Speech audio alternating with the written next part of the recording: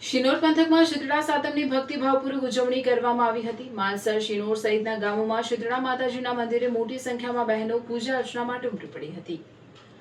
શીતળા સાતમનું ધાર્મિક મહત્વ હોવાથી આ પર્વ શ્રદ્ધા અને ભક્તિભાવ સાથે ઉજવવામાં આવે છે। ત્યારે શિનોર તાલુકાના માલસર, શિનોર સહિતના ગામોમાં શીતળા સાતમ નિમિત્તે શીતળા માતાજીના મંદિરે મોટી સંખ્યામાં બહેનો પહોંચી હતી। બહેનોએ શીતળા માતાજીની શ્રદ્ધાપૂર્વક પૂજા અર્ચના કરી હતી અને માતાજીને પ્રસાદ અર્પણ કર્યો હતો। તેમજ પરિવારના સભ્યોનું સ્વાસ્થ્ય સારું રહે અને ઘરમાં સુખ શાંતિ જળવાઈ રહે તે માટે માતાજીને પ્રાર્થના કરી હતી।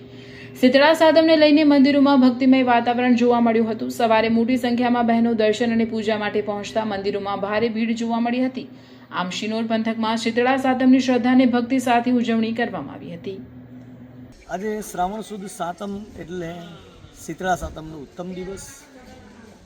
આજના દિવસે બધા માટીનું શીતળા માતાનું સ્વરૂપ બનાવે, વિવિધ પ્રકારની પૂજન સામગ્રી દ્વારા તથા જુદી જુદી વેલીઓ દ્વારા શીતળા માતાનું પૂજન કરે, મા શીતળાને પ્રાર્થના કરે કે મા અમારા પરિવારના દરેક સભ્યોની ઉપર કૃપા કરજો, શીતળતા આપજો, કોઈ પણ પ્રકારના રોગ ના થાય એવી પ્રાર્થના કરે।